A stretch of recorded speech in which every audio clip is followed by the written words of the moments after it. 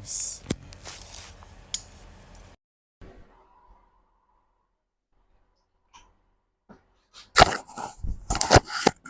fix it. Okay. Thank you for the heads up. I think.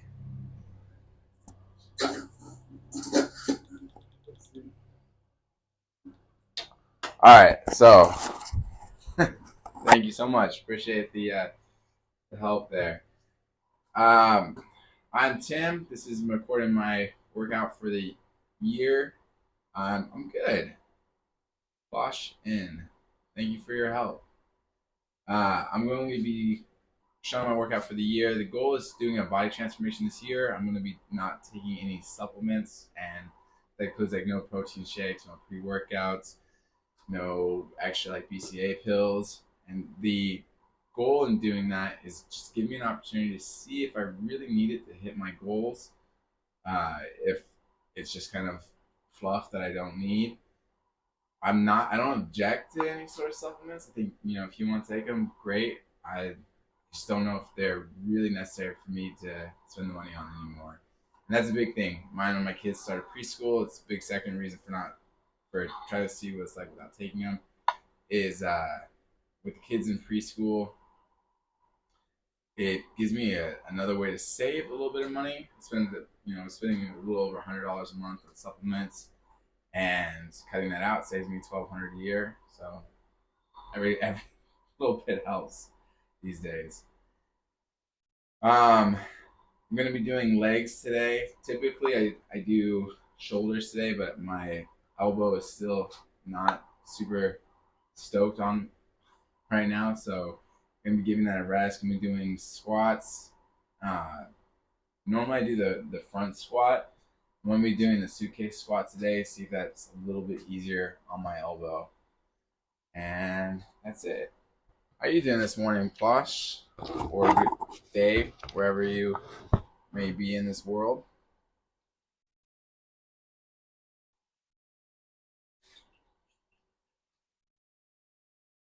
All right, just gonna do just warming up here. Doing well. From the Middle East. What part of the Middle East?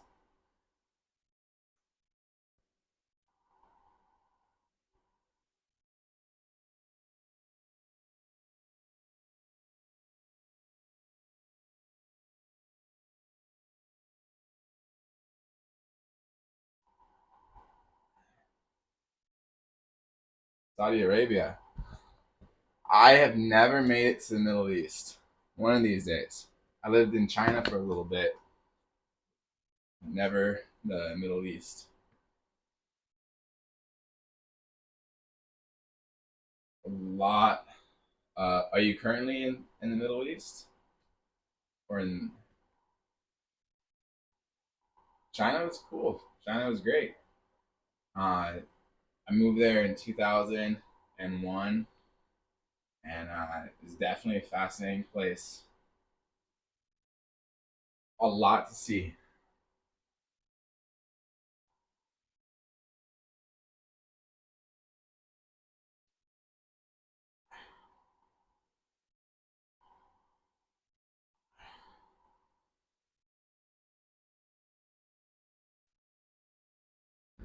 The interesting thing about China was just all the different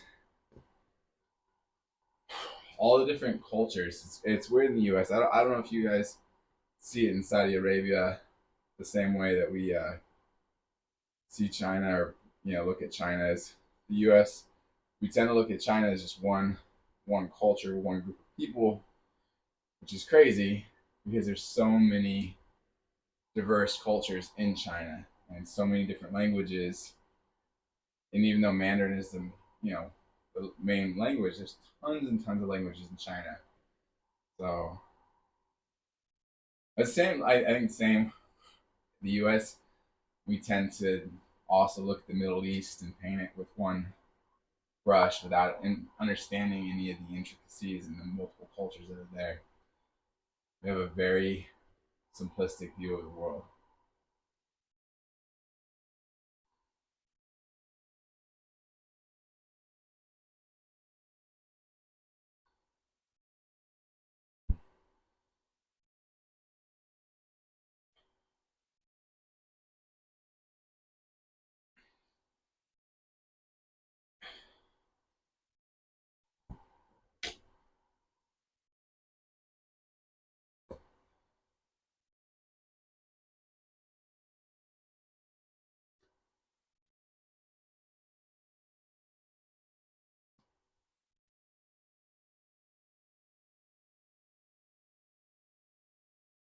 Well, Saudi Arabia and what's the Middle East have a different accent.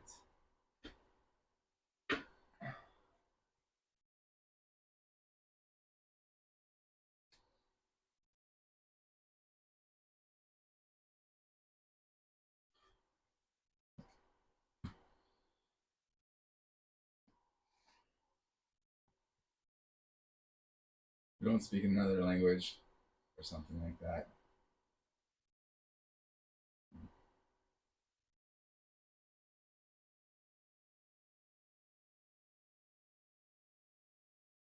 Yeah, like I said, I've never been to Saudi Arabia or any of the countries in the Middle East. I think it definitely would be a fun place to go. Definitely.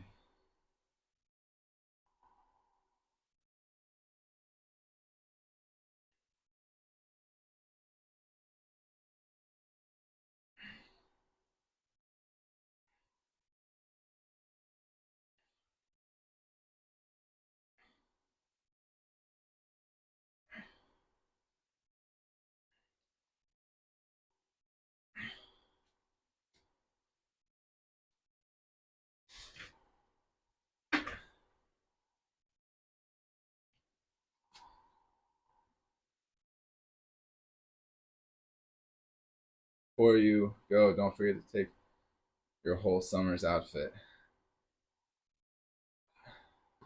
because it's hot weather. Yeah, I feel like I'd have to do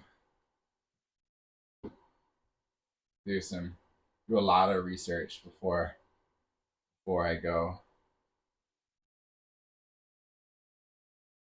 For me, a big thing is having a basic understanding of local customs and kind of knowing what's acceptable and not acceptable. I hate being the rude American tourist, like that doesn't really pay attention to what's going on and is constantly offending people. When I lived in China, we really tried to learn the culture and not be offensive, but we also saw a lot of people that were the opposite, and it was very disappointing to to be identified as an American with other groups of Americans. That's behavior was just unacceptable.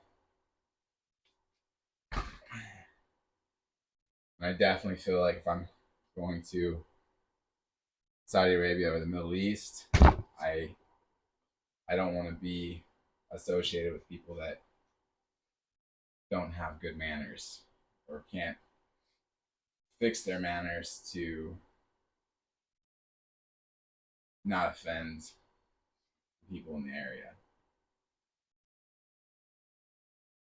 And in China, everyone is pretty gracious and understanding of Americans and their bad behavior. Um, but it's just not something like I like to do.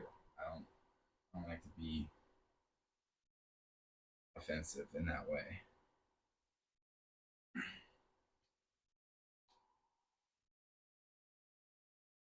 Do you ever do you ever travel to the U.S.?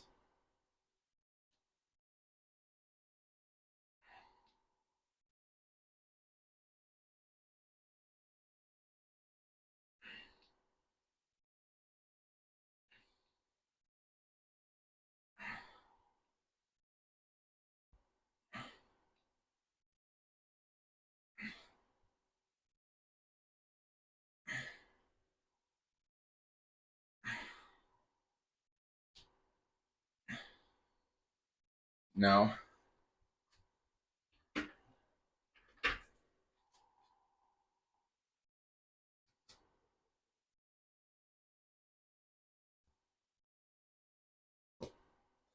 It's an interesting place, the United States. We also have very diverse culture. Definitely not as old um, but we tend to be seen a lot of times for our cities and the bad behavior that happens there. But there's a lot of good places.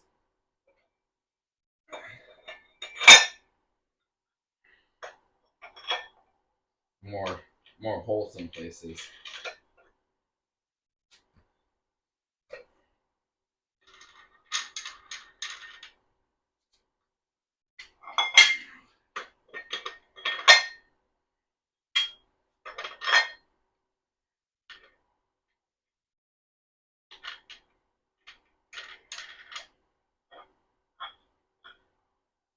What's the weather like right now in Saudi Arabia? In the future, I might go to the UK. I've never been to the UK. My international travels have only taken me to China and Mexico. So I've never been in the UK.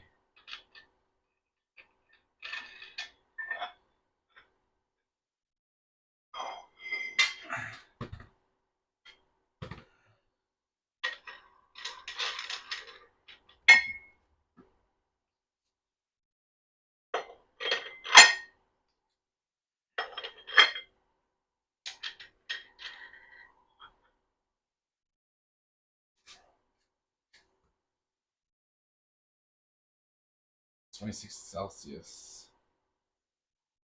So it's not terribly hot right now. I'm from California, the West Coast.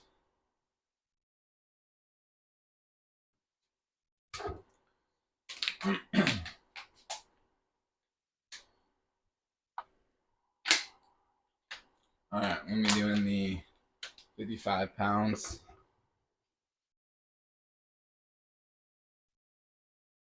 Yeah, the weather here is pretty. I don't know what the weather is actually right now. Probably like 38 degrees outside Fahrenheit. You have to pardon me for not having the conversion to Celsius.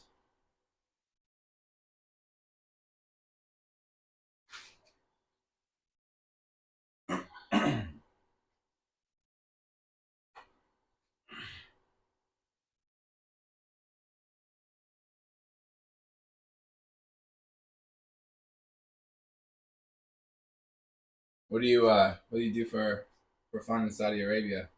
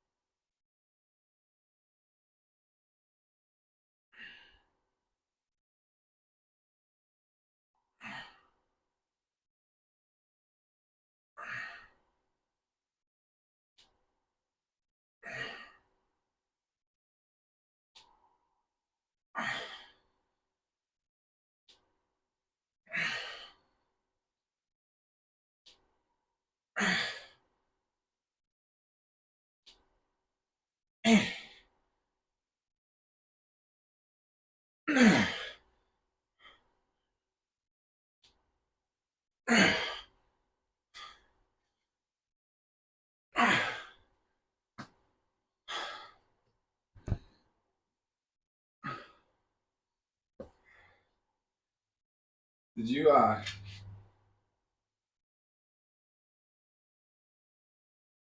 did you happen to see those jetpack races in Dubai? Get you that are camping. Thanks.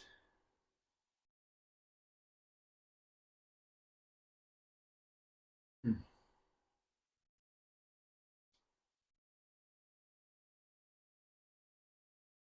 What kind of tents do you use? Oh, if you get a chance to those jetpack races, were pretty cool. I don't know if you grew up reading stories about like rocket packs and like it's been a pretty popular idea in the U.S. for a long time. There was a movie and a comic book called The Rocketeer where a guy had a rocket pack and would fly around and save the day. And then, of course, with you know Iron Man, everyone was into the jetpacks. It was pretty cool to see. I said, what kind of tents do you use?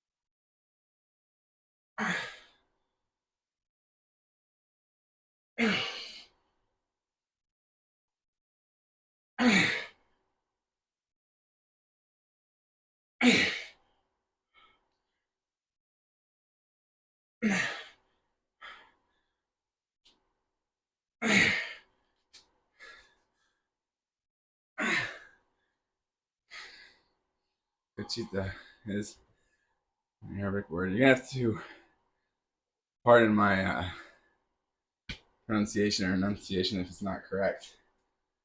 Man,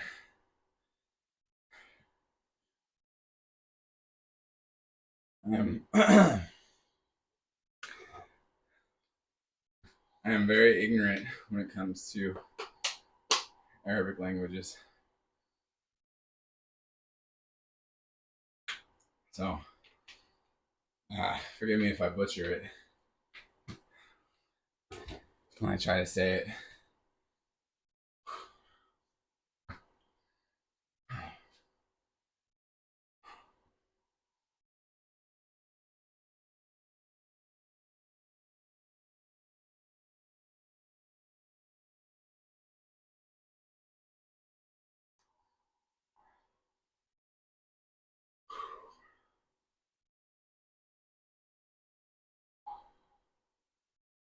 So what do you do when you're camping?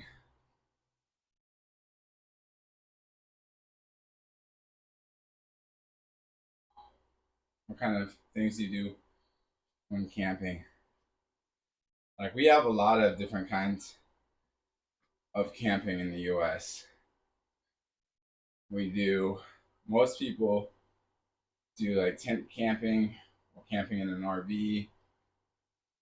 Some people count camping as going and staying in a cabin.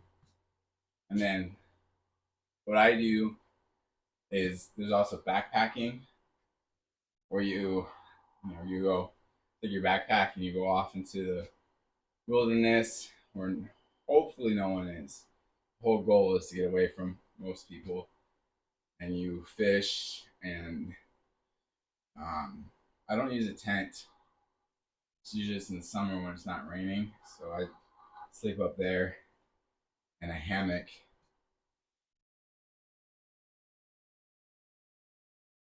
And it's fun. You can get away.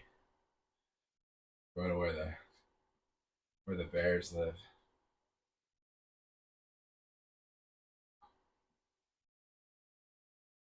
Camping around bears adds an extra element of fun. Then you get to wake up to every noise you hear at night. But I've yet to see a bear while I was camping. I saw a bear while we were driving up where we were camping on the road, but um, like we have to get out and hike 8 miles to go where I go. You don't have that.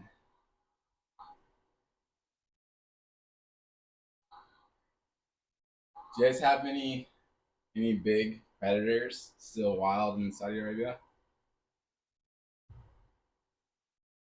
From the middle of the desert, Sahara. I've only been to one desert that is like all sand and stuff, and I'm sure not all of Sahara is that way, but in Mongolia, when I was in Mongolia, they have a big desert there. We were visiting there, and man, it was very beautiful. I I liked it.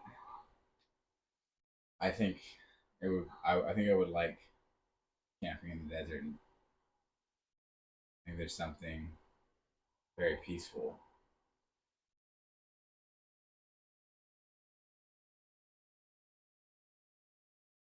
Do you have to worry about snakes in the Middle East there when you're out in the desert though? Are there snakes out there? And we get rattlesnakes out in our desert areas.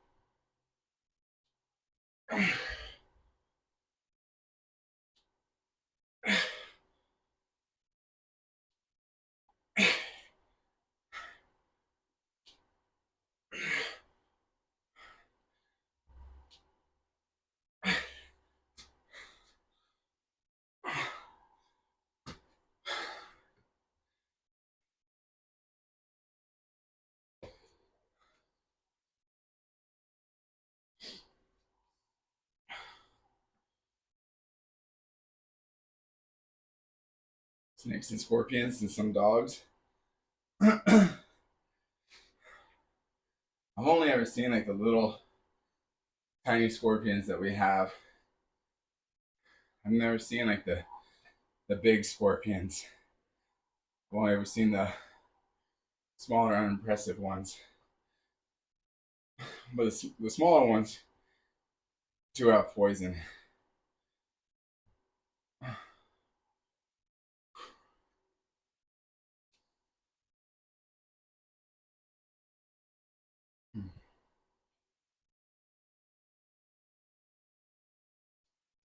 Well, pardon me if this next question is offensive in any way or distasteful, but when I was in Mongolia, we ate a lot of goat, and I really liked it. You don't eat a lot of goat in the States.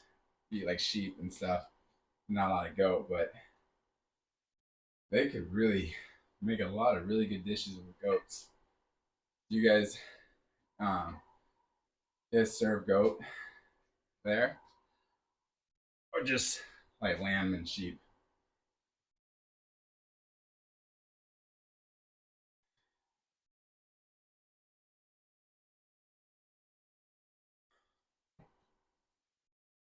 Goats and camels.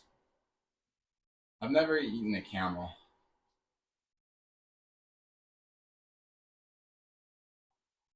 They did serve us horse milk, which is not something we eat or drink a lot in the U.S. But I like the horse milk.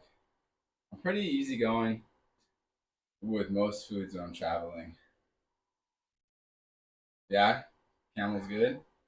How do you um how do you generally like serve camel?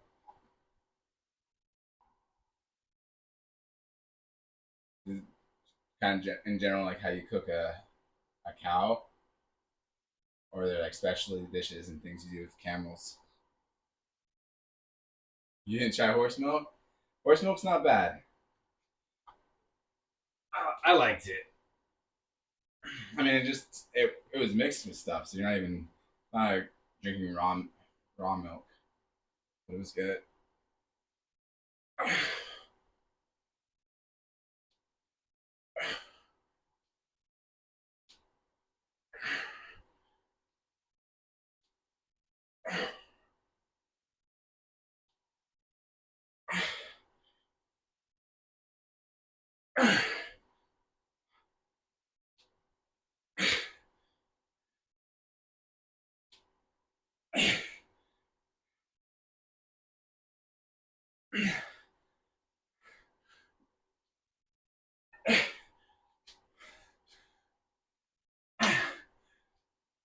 There's special dishes for camels. Do you guys do like the sweet meats where the where the where the meats kind of give a very sweet taste to it with spice?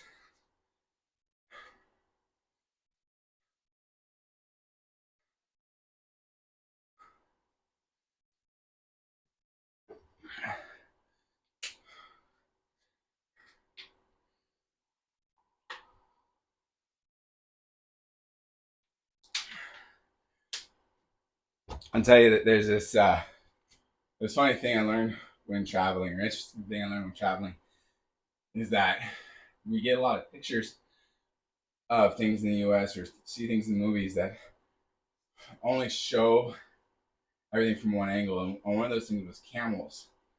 I've only ever seen camels when they are in pictures and they've had a lot of food and water, so their humps are big. And when I went to Mongolia, it was the first time I ever saw camels that's like humps were, shrunken in and flopping over. It was like a whole different image of a camel from what I was used to seeing. And it took so long to get used to seeing camels without round humps, even though I'd never really seen a lot of camels. There's a good chance I'd probably only seen like one or two camels in the zoo before then, but seeing them in real life and a bunch of them, and them having floppy humps, I never even knew that was a thing. We do have spice meat, but I don't know about sweet meat. They do like sometimes it's cut really thin and sweetened. It almost tastes very much like candy in a weird way, a different way, not what you would expect.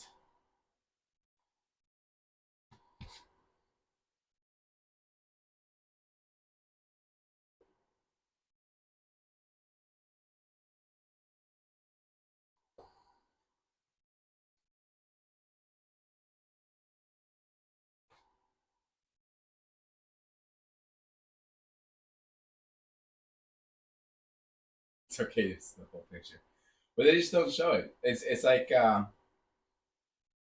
pictures of the pyramids in Egypt. They only ever show pictures of the pyramids in Egypt when it's facing out into the backdrop of the desert. So you get one angle of the pyramids, and it makes it look like they're in the middle of this desert and very majestic, and no one's around. And you have to travel a long way to see them. But when you like turn the other way, it's all city, and it's not what it looks like at all. Or like when you see pictures of Mount Mount St. Helen, or Mount Everest.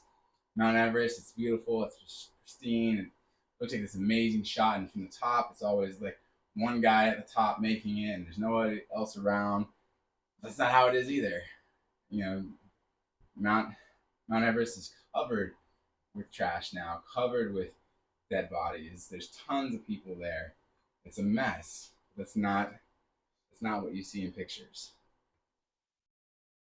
Everything, yeah, everything, everything, and I don't think it's necessarily a bad side. It's just we kind of I heard like a huge bummer where people get really bummed out is when they go see the Taj Mahal in India. Everyone I've ever met that saw it was disappointed. But even too, I heard the same thing about Venice. People go to Venice and they're thrown off by the smell of the water. You don't obviously you don't smell the water in the pictures, but it's always this beautiful Venice, and then there's this smell that people aren't expecting from the pictures. What's up, Tom Fit? What's behind the curtain? Oh man, uh, just stuff. Um, your average garage tools, winter decorations or decorations. Nothing, nothing fancy. Bikes.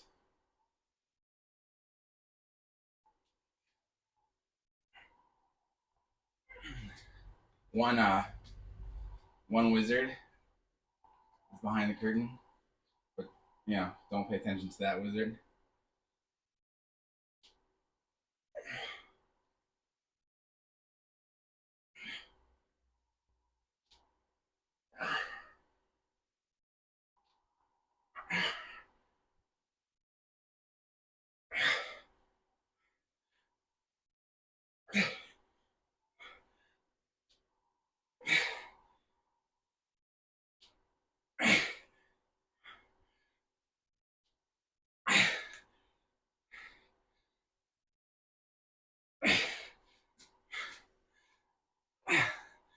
No dead bodies.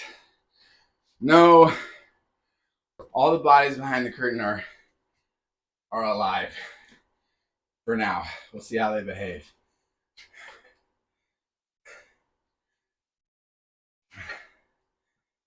Dead bodies. I like to add some mystery to life with the curtain. Plus, I feel like the curtain, my sound isn't great because I'm in the garage and I have the big metal door right next to me. So I hope the curtain helps with the sound.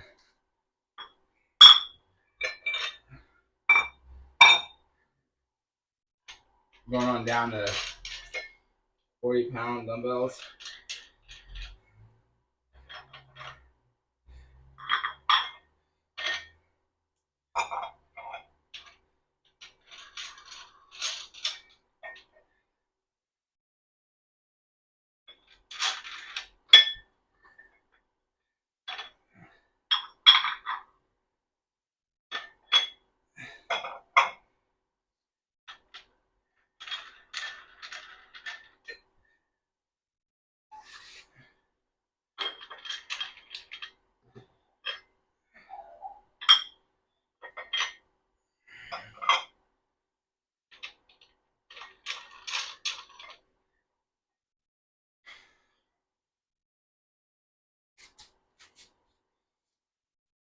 Sounds fine. Good.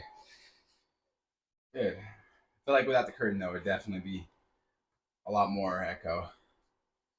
Do you only have dumbbells? Yes. I have one barbell, but I don't use it because I prefer doing what I have right now with dumbbells. Eventually, I want to get a proper bench setup and a squat rack probably later this year, but I feel like right now there's a lot I can still do with my dumbbells. I haven't maxed out all the weights on them, so that's what I'm doing now. Today you're gonna see me doing the suitcase squat. Normally I do a front squat with the dumbbells, but my elbow fantastically got upset with me last week, and I'm still trying to get that to come back to a decent spot. Normally I do legs on Wednesday. My normal order of exercises goes biceps on Monday because it gives me my favorite thing to do. So I like to do my favorite thing on Monday. Biceps and abs on Monday. Tuesday is normally shoulders. Wednesday is legs. Thursday's chest. And Friday's back. but we're doing a little out of order this week. I'm hoping that I'll be able to go back to curling on Friday or Thursday. Trying to be smart. Trying not to make it worse. But so everything you see that I do, you can get done with dumbbells.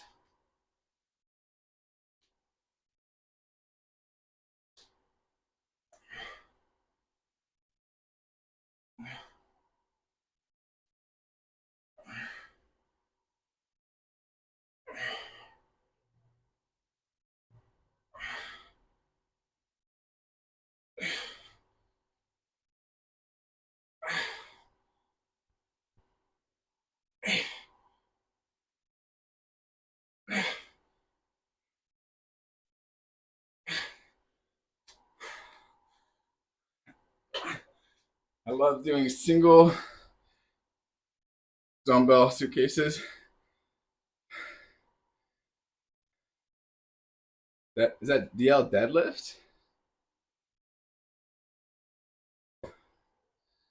Single double suitcase DL dumbbell suitcase. I think anything that helps the core is key. Number one, I think the suitcase dumbbell is important. Oh, DL's for deadlifts. Okay, that's what I thought. I think suitcase squat is important if you're a dad. You're going to be carrying a lot of bags until your kids are old enough to carry their own stuff. So it's definitely a requirement if you're a dad. Get those suitcase squats in. That or only go places with good bell hops. Or if you're ever traveling in Reno, the bellhops at Atlantis have some of the best customer service I've ever seen. I've never had a bad experience with them. They're always super helpful, really nice guys, and they're nice to my kids, which is nice. It always means a lot to me when people are nice to my kids and say hi to my kids. My kids are friendly. I like teach my kids to say hello and have proper manners. And it really bums me out when my kid says hi to someone and they ignore them. And then I have to explain to my kid why they're being ignored. And then try not to lose my temper on whoever made my kid sad, which is not always easy. My friend is a bodybuilder, and his dad makes him pick and lift everything. Yeah, he should. Hey, there's no greater privilege in the world. Well, okay, one of the great privileges in the world is being able to carry something heavy for your dad. If your dad asks you to carry something for him, that's awesome. I don't know about you, but that makes me feel good when my dad needs my help. When I get to, I have my grandpa. We go backpacking, and my grandpa is 83, and he still hikes out into the woods, 8 miles up in the Sierras. With I'm guessing he has at least a 30-pound backpack, but we always offer to take everything for him to get so his backpack's not as heavy, and he never does it. Never shares his stuff. And one day he might, and that'll be a great privilege and honor to carry my grandpa's weight.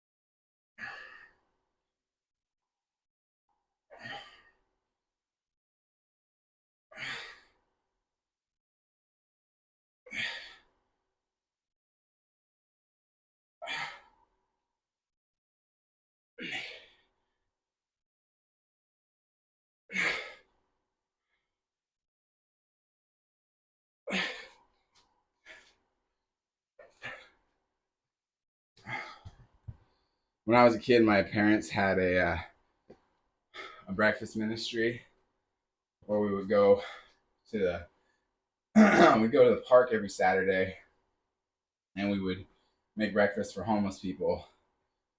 How long have you been streaming? I've been streaming since January 1st, so just you know over 2 months now. Um, anyway, so we would go and we would set up a stove and we'd make pancakes and eggs for the homeless. And our jobs as kids was to unload everything we got back. And, we always had propane tanks. I remember as a kid, it used to be two of us would have to move the propane tank. And then one day, I could move the propane tank by myself if it was empty. And I felt really cool and really strong moving a propane tank all by myself. I was super excited about that. And then it finally happened where I could move the propane tank that was full all by myself. And that was a very proud moment for me when I was like, yes, I can pick up a whole propane tank. So those little things, I always help lifting stuff for my family. Good. Children should always help their family. I'm not saying you're a child, but we're all children, right? And it's important for us to take care of our elders. I hate when I see kids not helping their parents. And even if it's older kids, when I see like an older person carrying stuff and there's a younger person that's able-bodied next to them, it's very frustrating for me. I saw this kid. He might have been, it's hard to tell. He's either like 12 or 14 years old, and his mom and his little brother were behind him, and he got to the door of the store, and he opened up the door, walked in, shut the door, didn't look back to his mom. His brother didn't hold the door open for him. I was so mad, because if that had been my kid, I'd have lost it on my kid. If I ever saw my kid not hold the door open for his mom, I would be very upset, and it would be a big deal. And I would be so disappointed as a father if I saw my kids disrespect their mother or anyone that way. I always hold the door open for people. I want my kids to do the same thing and show respect. But, some people don't. It's very frustrating.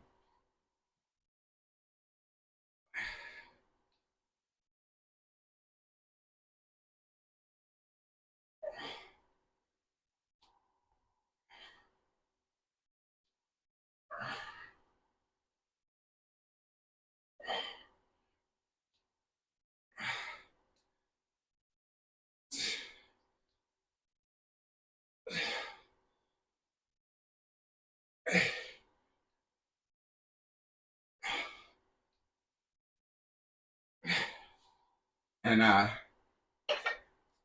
know plus here in Saudi Arabia, I know different cultures pay respect in different ways. But here is very disrespectful to not hold the door open for someone that is older than you. I do it regardless of gender. I hold the door open for men. I hold the door open for women.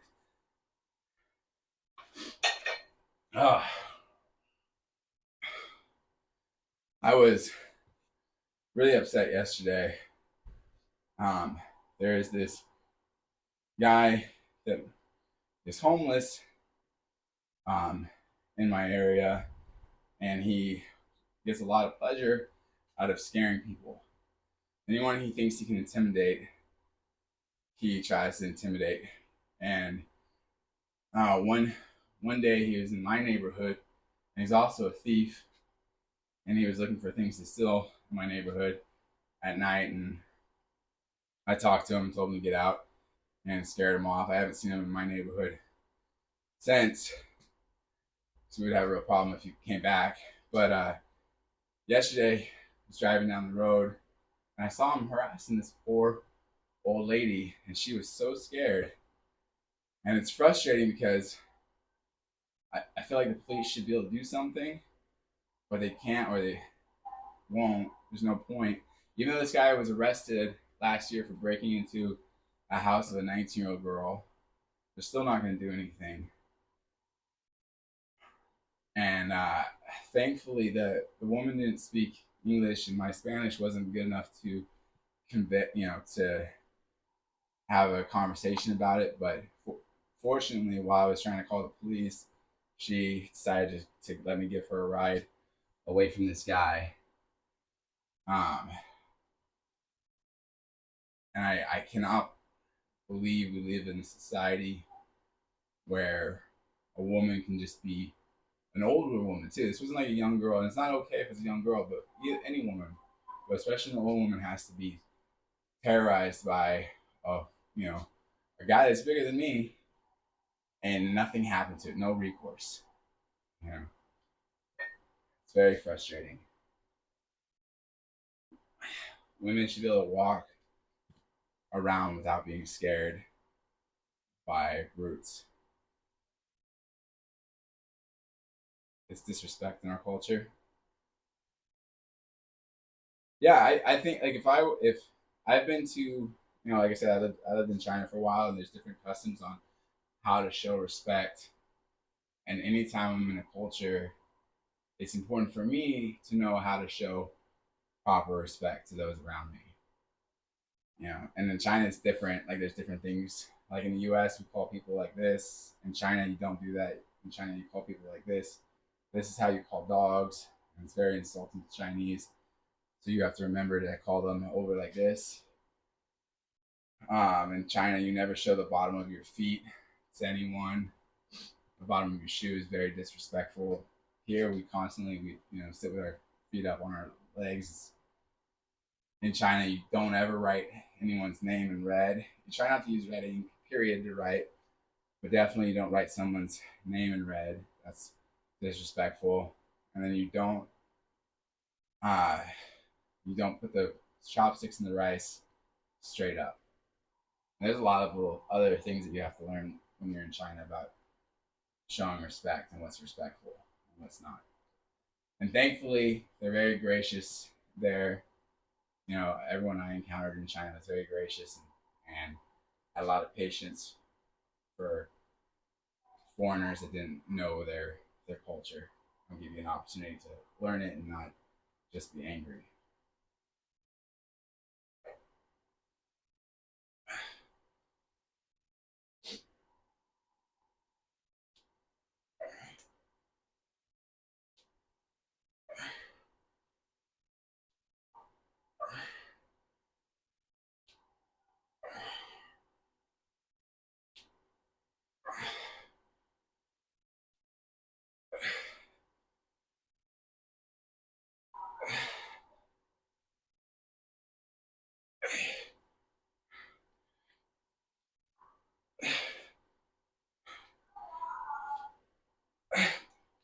Oh, my kids are awake.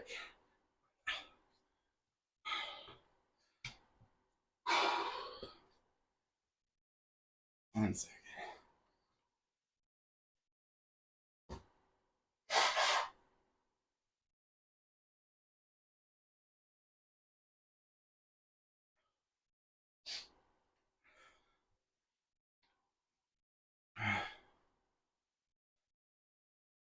There's one thing I learned in life, and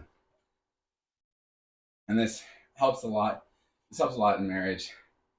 This thing I've learned is that if you like being right, I like being right. I like to be right most of the time. I've learned the fastest way to be right is to be able to say when you're wrong. Because the sooner you say you're wrong, the sooner you go back to being right. You spend a lot of time arguing about what's right or wrong. The longer you do that, the longer you hold on to a point you know is wrong, less time you get to be right. It's very frustrating to my wife when I quickly switch positions, though.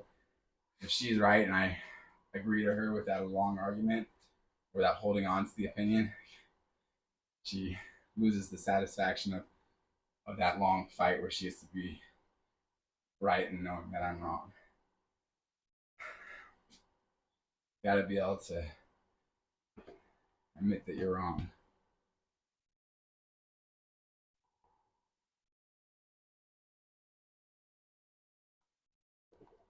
I feel like it's like a lot. It's like if you're solving a maze, you would never spend your time just trying to keep going through that wall in the maze. You quickly turn around and go back to the right way.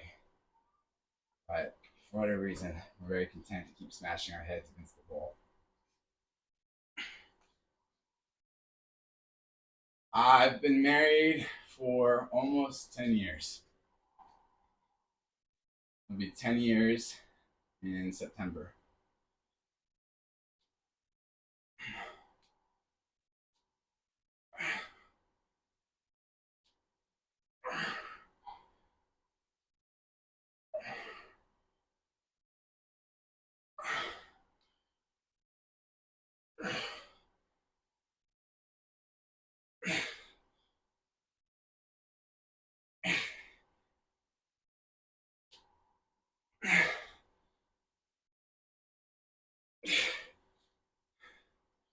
Almost 4 for you. Nice.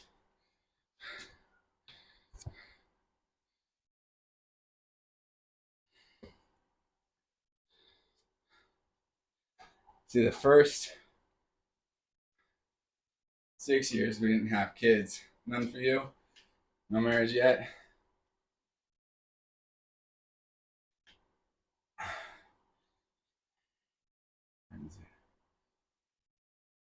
At 2 minutes.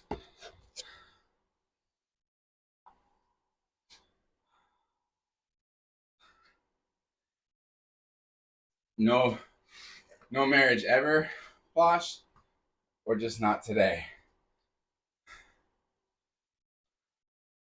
One kiddo. Congratulations. Having kids is a lot of fun.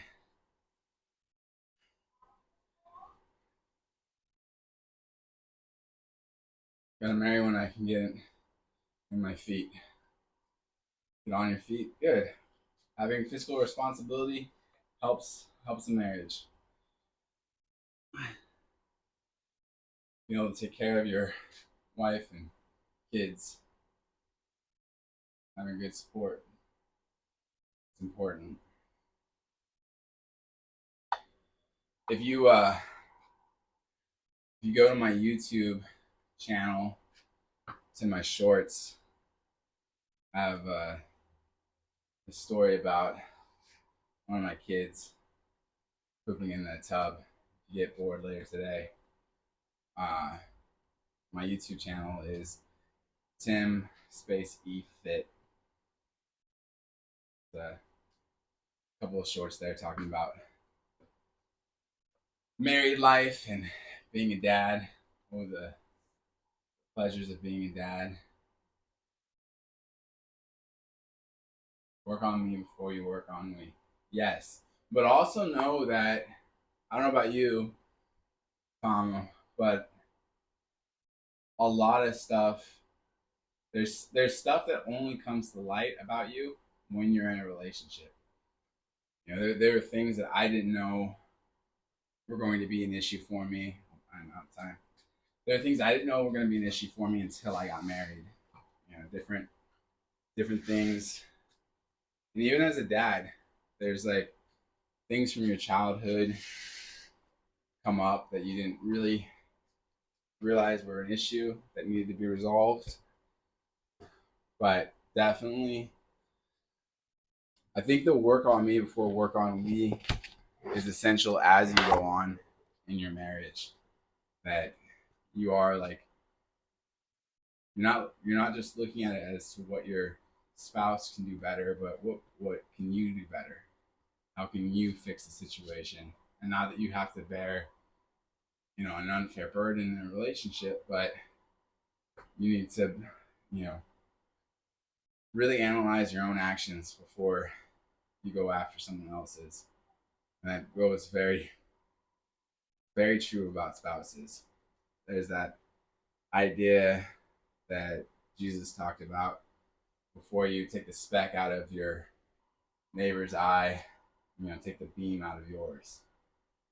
We very often can see something that we don't like in our spouse, and we're like, oh, we're gonna fix this about this person, and we just have giant issues in comparison. Giant issues that we can fix. That's the nice thing about our issues is we fix ours, and if we're fixing our issues, our spouse will see that and they'll want to fix their issues. But if you're just pointing at their issues, they're only ever going to point back at your issues. It's a nice vicious cycle you can get into for marriage. That's not helpful to anyone. But thank you guys for coming. It's a little bit slower of a workout today. Because I'm still trying to really focus on not hurting my elbow. So going slower in the workout, not getting as much done, but still getting it done, which is key, because I've injured myself before and then not been able to do anything for a long time, and I definitely don't want to go back to that.